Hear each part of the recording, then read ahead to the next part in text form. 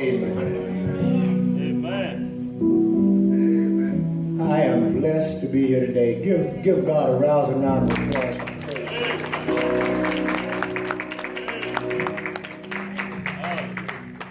I tell you, God is doing something in this place. He's doing something in and something with his people.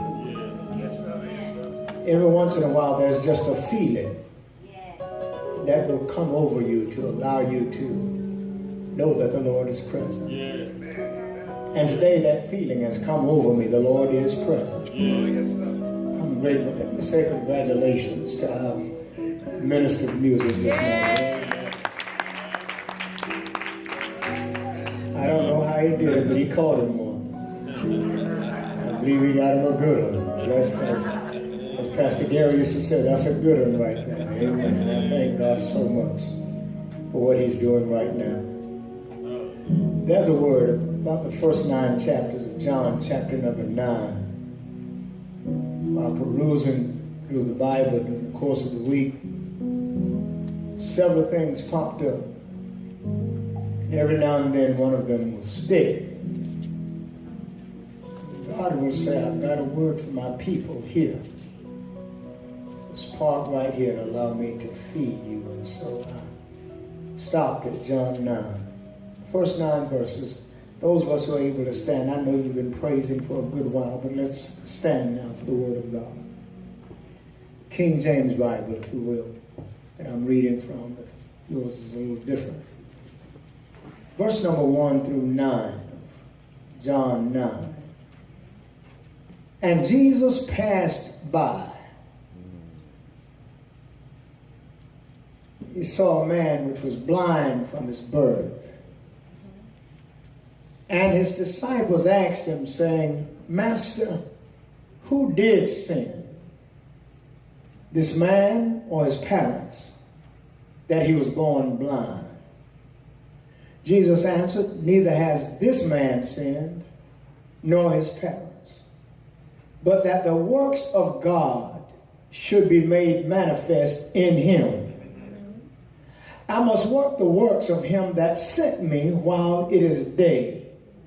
The night cometh when no man can work. As long as I am in the world, I am the light of the world.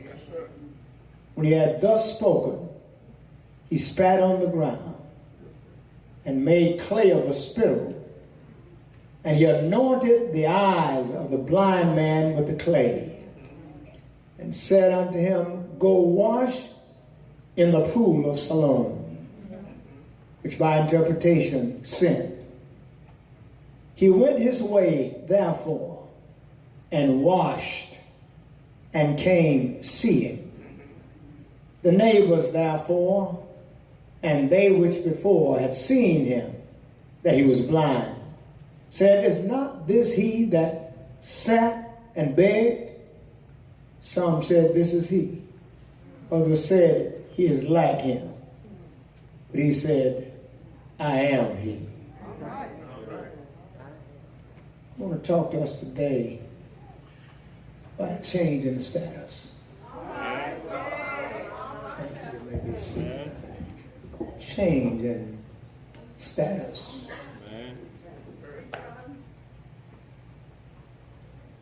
While visiting with John, some questions were raised concerning his relationship with the Lord. The stenographic work of John brings attention to the life of Jesus Christ like none of the other gospel writers. There seems to be an intimacy between John and Jesus that perhaps was not just like the others. Yeah, I know Peter laid in the Lord's bosom, but there's a maturation that John appears to have, where he's always, without a word being spoken, saying, I am an adult follower of Jesus Christ. Notice that John was not always seeking the Lord's attention.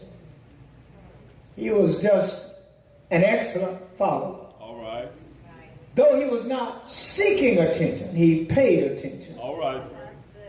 He was always listening closely to what the Lord was doing and what he was saying. All right.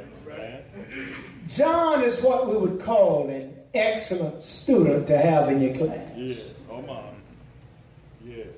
Never shall forget sitting in Dorothy Jean Youngblood's class. She was my English teacher for 2 years,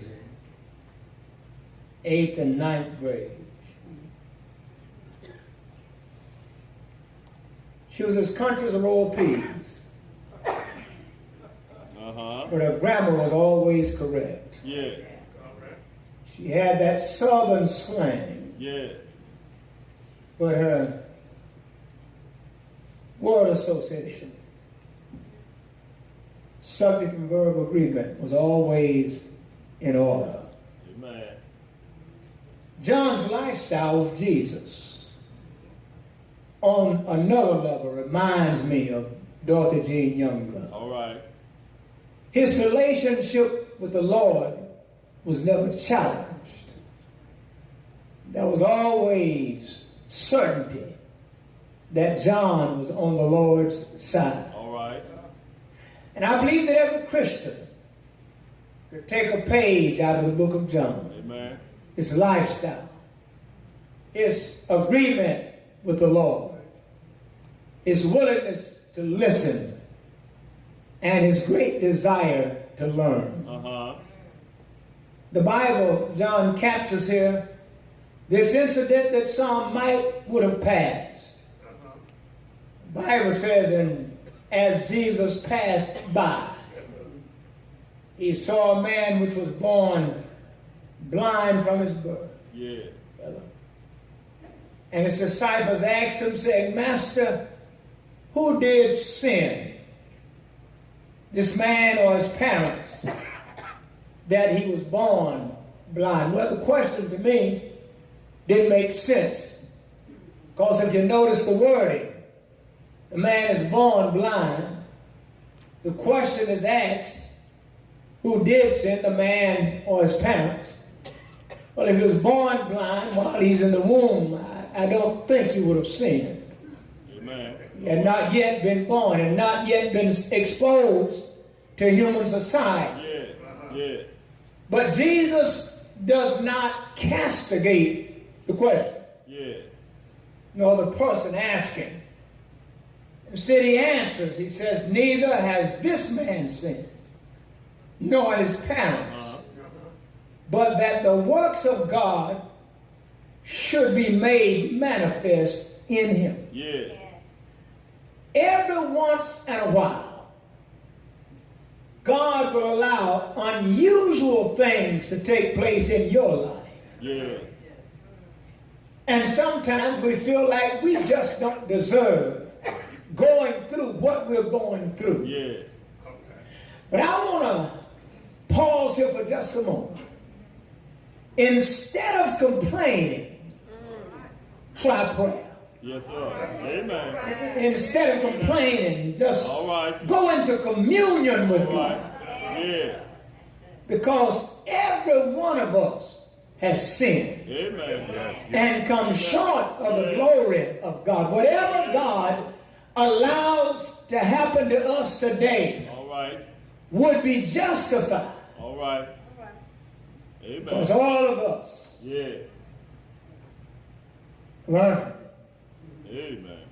But thank God for salvation. Say that. Jesus, no doubt, notices something. Who did sin? This man, his parents. Had it been the man, he would have had to sin while he was still in his mother's womb. So that kind of seems like a dumb question. All right. Jesus did not, again, castigate the man for the question. Yeah. Instead, he says, neither this man nor his friend. But that the works of God should be made manifest in him. I want to point to for just a moment. All right. Every one of us in this building cry about trouble. Yeah.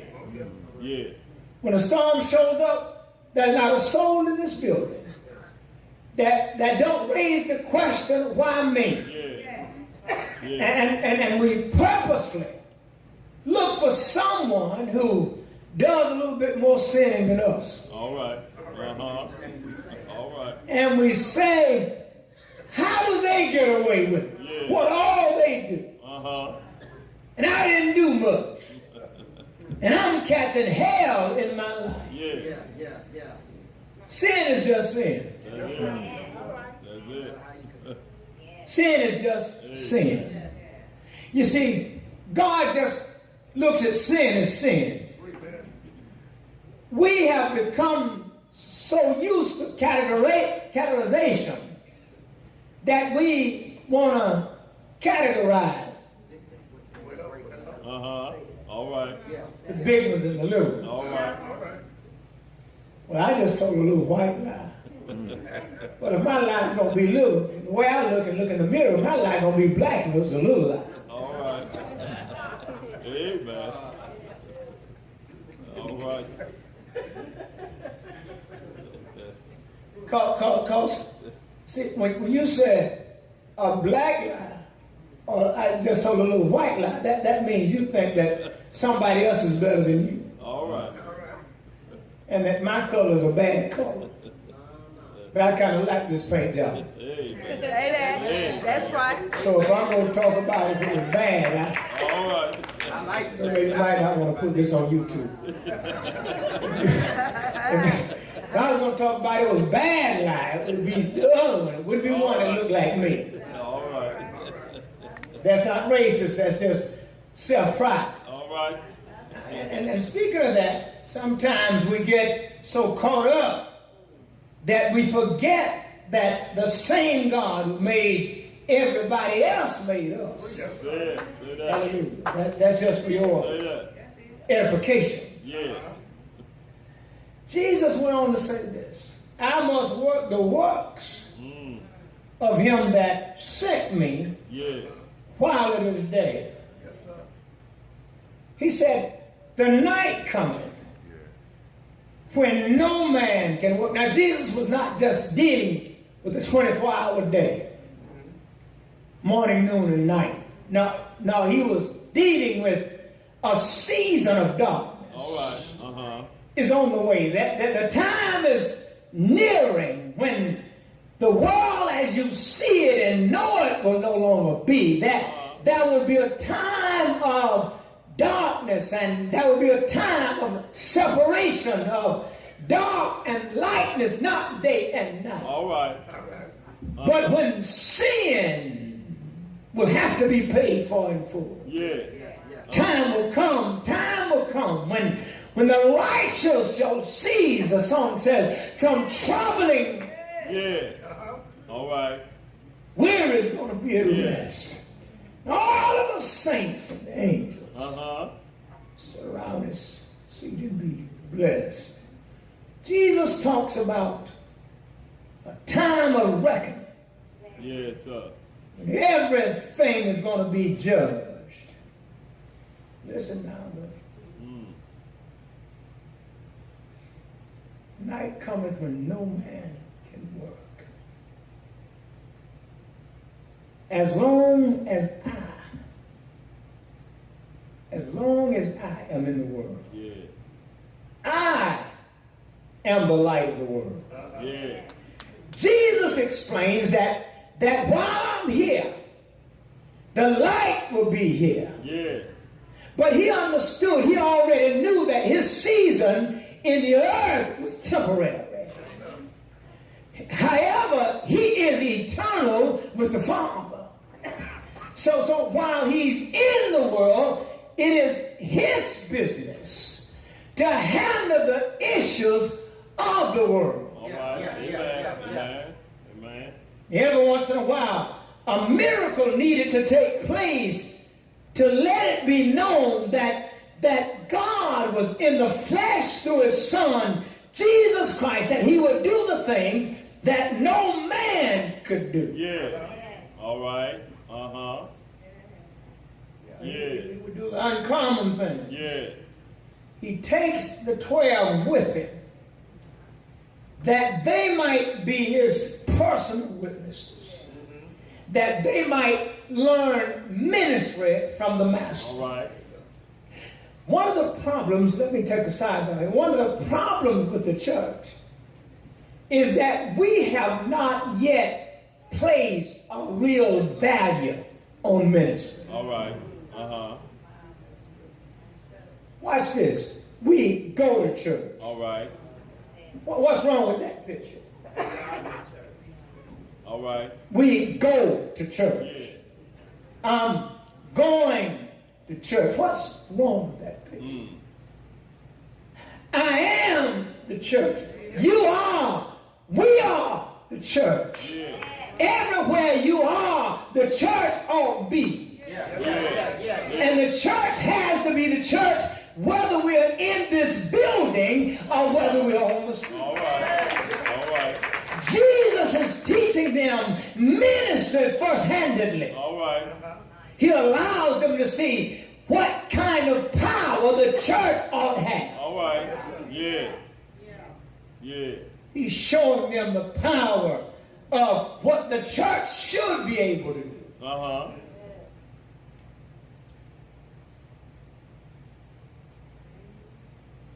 He said, I'm the light of the world. Yeah. While I'm in it, I'm the light of it. Jesus then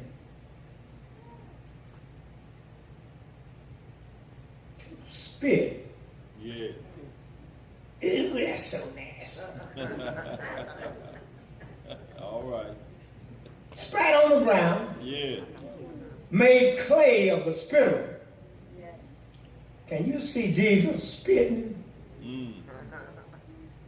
Taking his finger, playing in his spit. Yeah. Ooh, that's so nasty.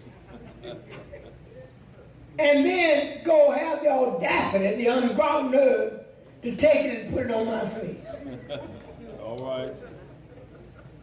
And tell me to get up and go wash. Yeah. I'm blind. He tells me to get up and go wash. Watch the faith of the blind man. Yeah. The Lord has spit on the ground, made clay, put it on his eyes, tells him to get up and go wash.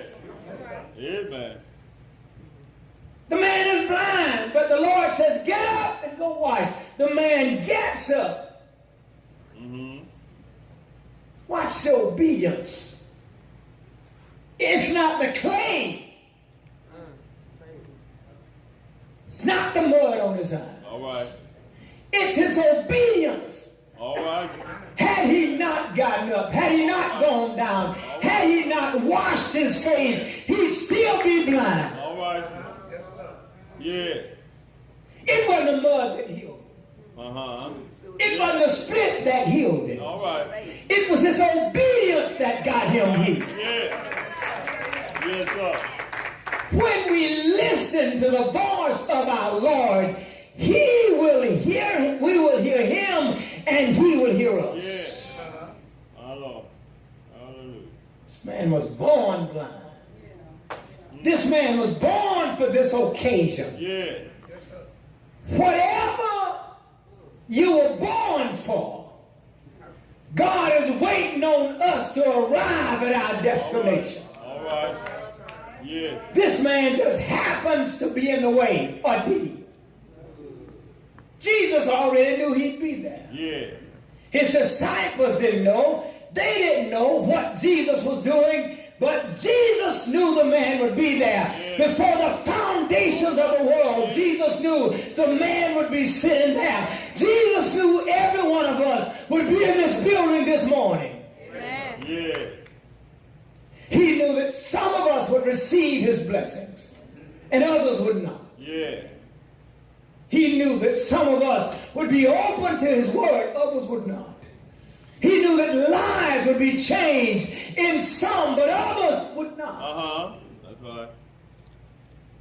He knows where every one of us is right now. Amen. He knows where we are mentally as well as spiritually. Amen. Certainly he knows where we are physically. Yeah. But this man teaches the disciples a lesson. They're raising the question, the man wasn't born, who did sin, this man or his parents? Uh-huh. He's going to sin in his mother's womb Uh-huh. to be born blind.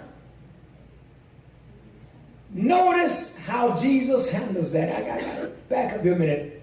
He does not castigate them for their ignorance. Yeah. All right. But he just replies, neither this man nor his parents.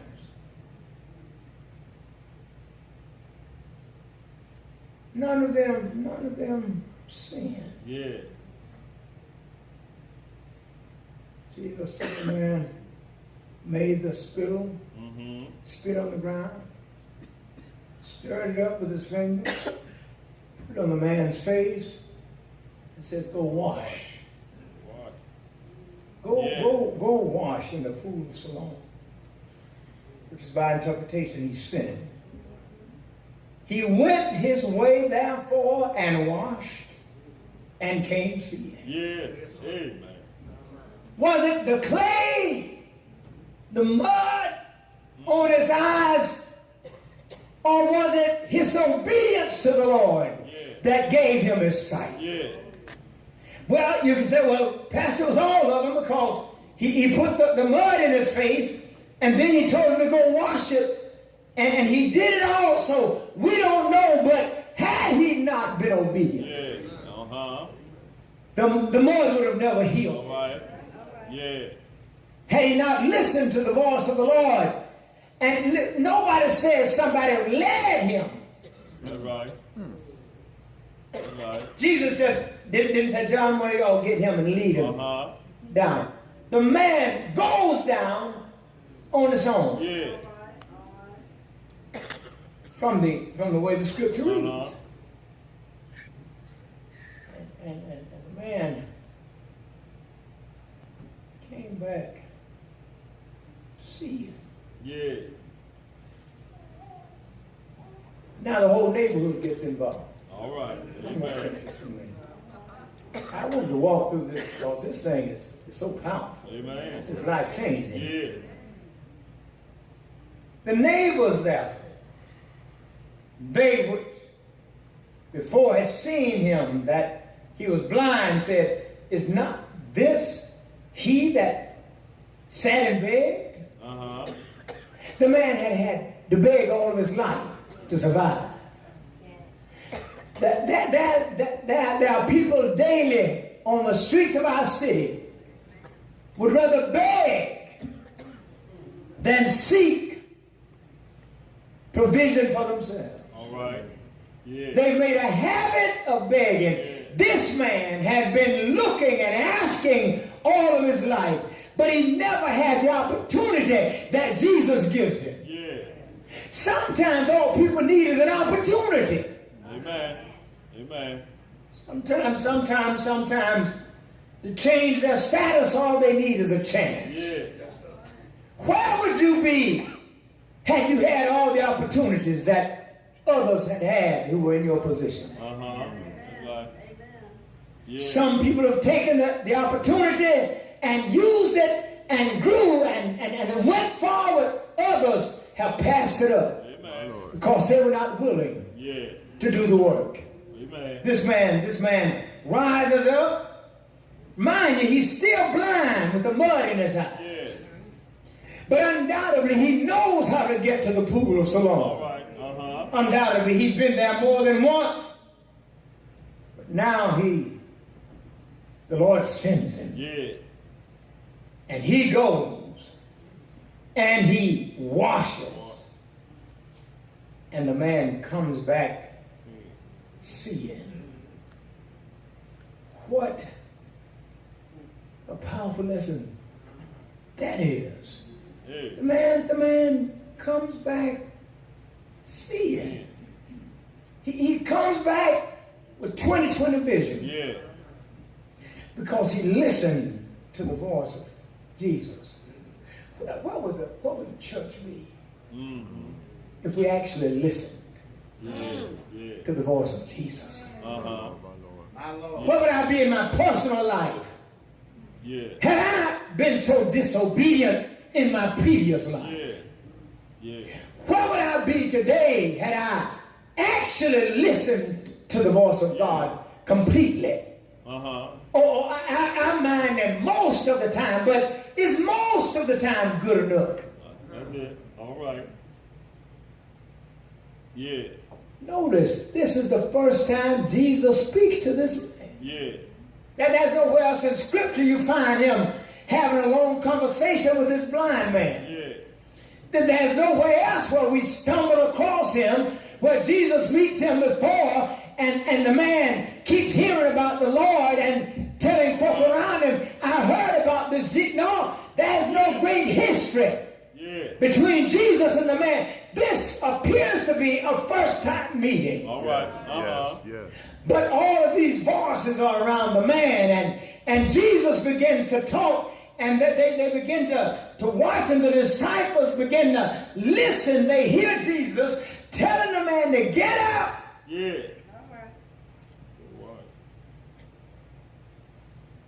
They begin to raise questions. Kind of like this 21st century, we think the worst of everything and everybody. All right. Did this man sin or did his parents? Yeah. All right.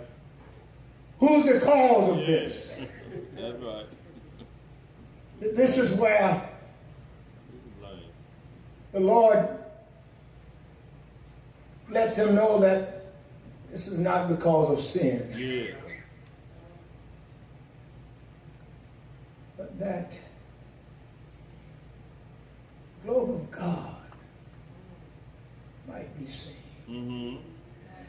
I want to park here for just a moment. How many times has God wanted his glory to be seen in your life? How many times has God allowed us to go through some things that he might get the glory because of our behavior? Yeah. How many times have you been stuck somewhere and instead of thanking God for the privilege of having time stuck in a place where you can talk with him, just you and him alone, and you could share your heart with him in this quiet place. You're stuck, but it's quiet.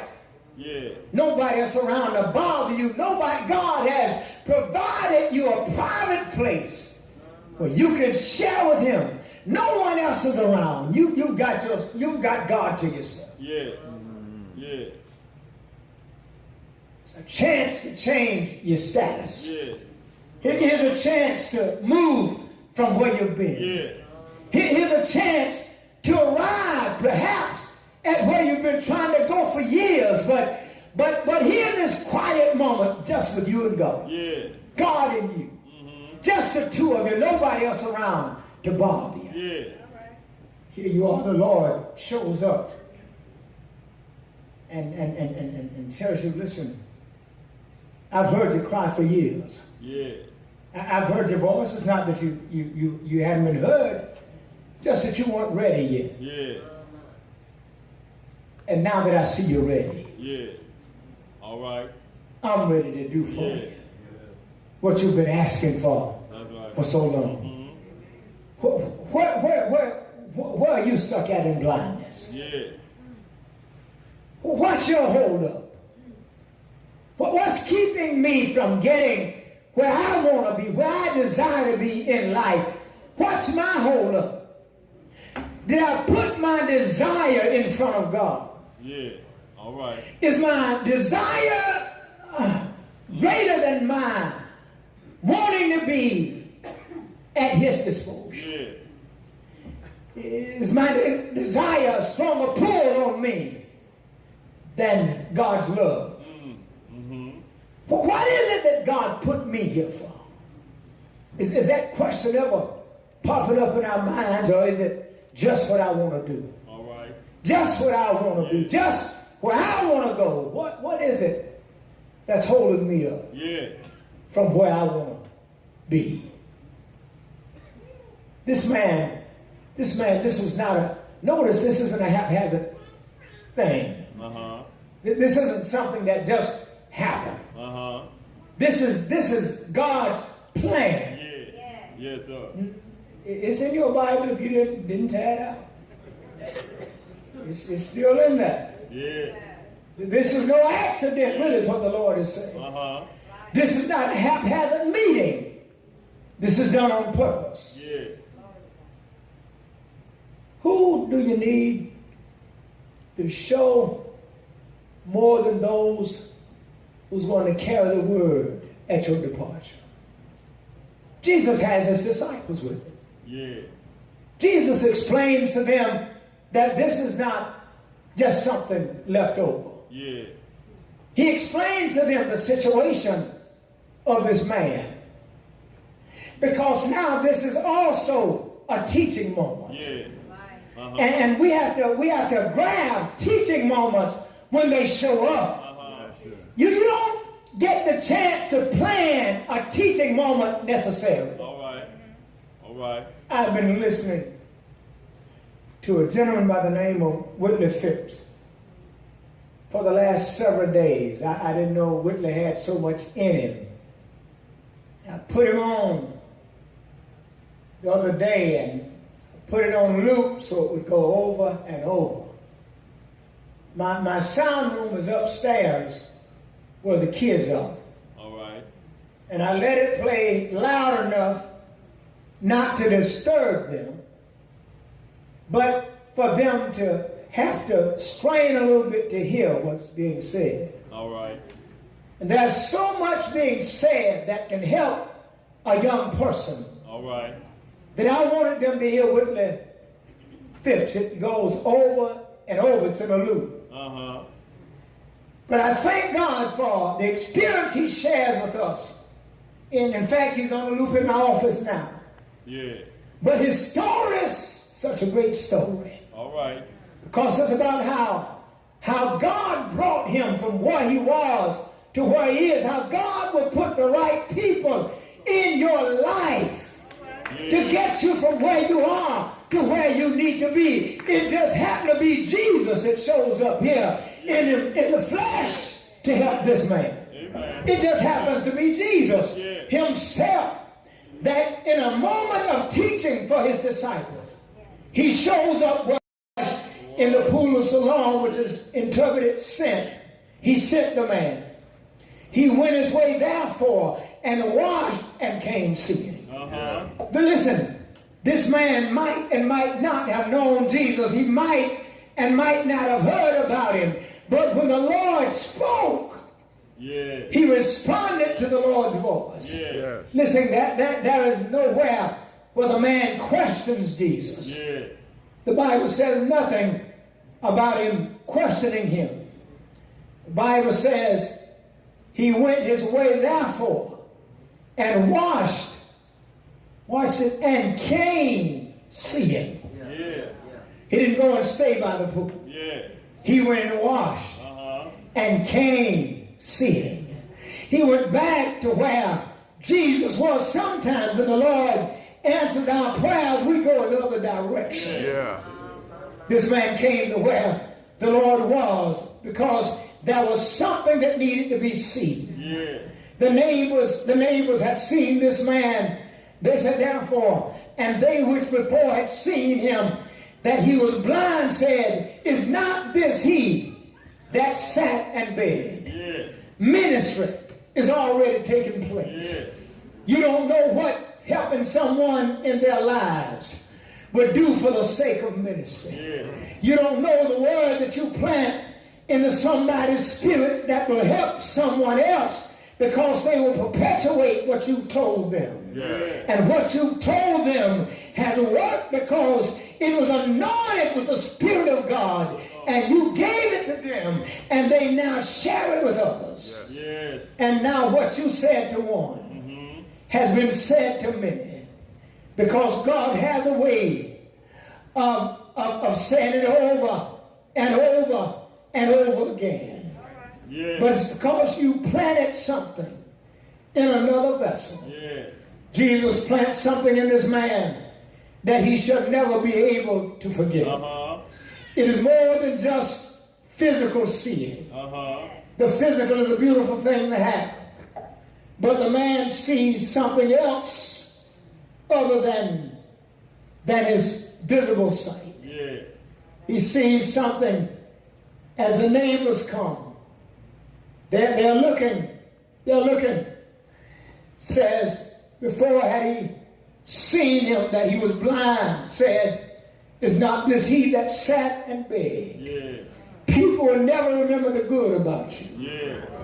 All right. They'll always remember what you used to be. All right. All right.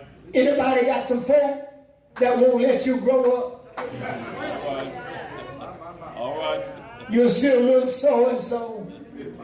Yeah. They won't even give you your name. All right. That's Lula's boy. Yeah. That's John's daughter. All right. You've gone off, you finished school, got your PhD, you're holding a high position with the government, and they still call you Lula's daughter. All right. You're nameless still, but this man, they don't call him by his name. But he's the beggar. Yeah. He's the beggar. Yeah. He has not been able yet to escape being the beggar. Yeah. They don't realize there's a change in status. Because he's been in the presence of the Most High. Yeah. He's been in the presence of the Son of the living God. The question, this is he that sat and begged. Then some said, this is he. Others said he isn't like him. But he said, I am he. I'm he. I'm he that used to sit and beg. I'm he that used to be blind. Yeah. I'm he that used to be pitied. Neighbors, therefore, they which before had seen him, that he was blind, said, is not this he that sat in bed? Yeah. Is not this he that sat in bed? It's hard to escape who you used to be. Yeah, you could have been a pimp. Now you're pastor 2,004. Yeah. You're still the pimp that used to sit on the corner and put the girls out on the street. Could have been the drug dealer in the community. Yeah. No matter what you are now, you could be driving a Bentley, pastoring 5,000 folk. I remembered you when you were selling drugs in our community, wearing pimp clothes. Man, you were sharp back then and got on a $3,000 suit now, but you were sharp back then. Because people rather remember the old run-down you than the you that God has brought you to. All right. People don't want to see you for who you are now. Because what it does, it puts you on another level that just might be a little bit beyond them. So what they want to do is put you back to the old you that you used to be. I'm about to finish with y'all and let you go because there's a change that has taken place in your life. So if you remember them talking to you about what you used to do, who you used to be. But I heard you in church. Now listen, I heard you in church now. What they're saying is, you still who I thought you were. There's no change really in you. Because you got to understand, I know you for what you are. Those other folk think you something else. But I know you. And so now you feel like you got to prove yourself. But I want to tell you, this man didn't have to prove anything. Because once the Lord puts his hands on you, he himself does the proof. Jesus is on his way to Calvary. But on the way to Calvary, he does many great pieces of work. And this man is just one of those works that the Lord would do. There are some folks sitting in the house this morning that the Lord wants to do a work in. I just want to tell us to open the door while we're in the house. So as we leave today, that he'll be able to do in us what he wants to do. Some of us have children at home that the Lord wants to bless. But they don't see the blessings of God on us, because we won't allow the blessings of the Lord to shine through us. Notice this man is not ashamed of being somebody new. He's not ashamed of a changed life. He's not ashamed of the position God has raised him to. He's no more blind, not just physically blind, but he's no more spiritually blind. He's no more the beggar that he once was. Some says that this is he. Others said he's lacking. But he said, I am he. Therefore said they unto him, how were thine eyes opened? He answered and said, a man that is called Jesus made clay and anointed mine eyes. Said unto me, go to the pool of Siloam and wash.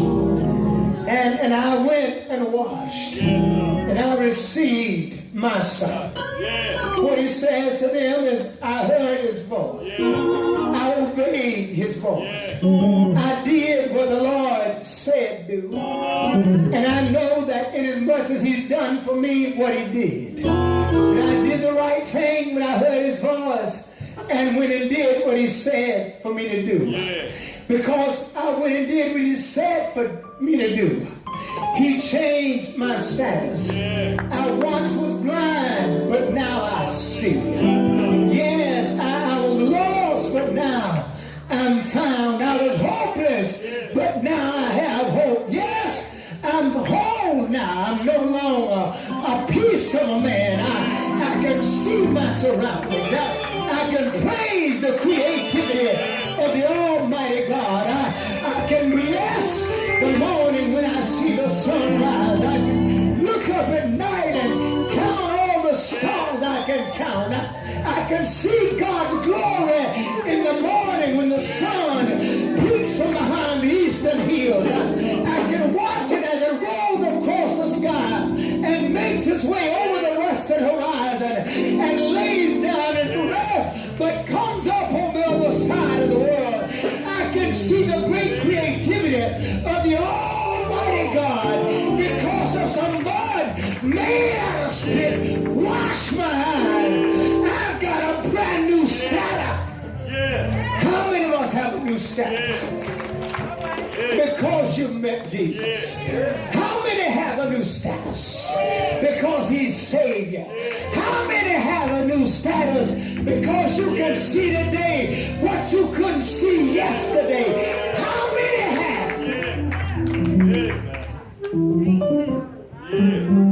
a new status?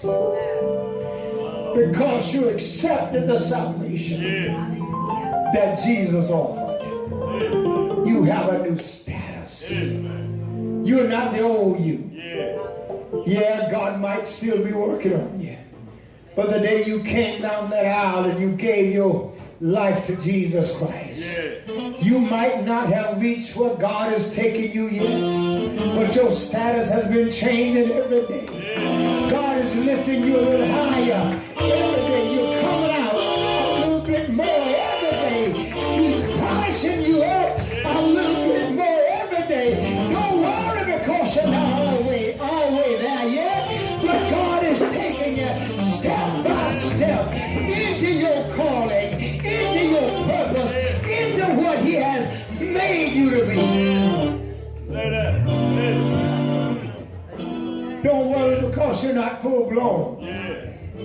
It's coming. Just keep making it one step at a time. Just keep walking a little closer every day. And the more you walk, the more the old man and the old woman begin to fall off. The closer you get to him, the cleaner you become. The more you walk with him, the more powerful you become. Yes, your faith gives you power. Just stay with him. And said, I was blind, but now I see. Physical blindness is one thing. Spiritual blindness is another. Yeah. God has a calling on all of us. Yeah. And he's lifted all of us to the first step. Now we can go the rest of the way with him. He might didn't tell you to go down and wash in the pool of Siloam. But it might have told you, I saved you. Yeah.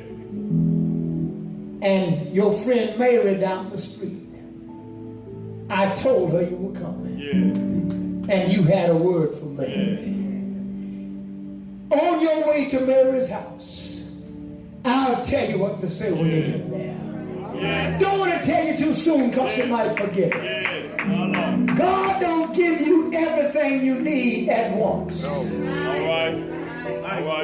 If he did, you couldn't handle it. Yeah. One day at a time.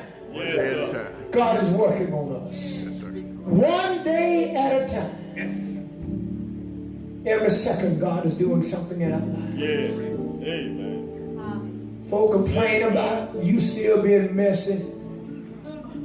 You'll outgrow your messiness after a while. Yeah. All right. You won't remain messy. Yeah. God is going to fix all that. You made the first step when you got saved. Amen. You just keep walking the path. Folks say, Pastor, don't nothing bother you. It don't. Because I bothered it back worse than it bothered me. Hey, hello, somebody. That's where you go when God fixes you. You don't let folks stuff bother you. I let folks get aggravated because they can't bother me. That's what you get when you love him. What folks say and do don't bother you no more. Because you know you. You know who you are and you know who you are. When you get there, let them live in their hell as long as they want to live in it. You live in the joy of the Lord. And he'll change your life day by day. Now, if they start giving you $1 million every time they talk to you, then you might worry about what they say. They ain't giving you nothing. You just stay with him. We're all down by the pool. He visits us every day. He gives us something every day to grow us to the person he wants us to be.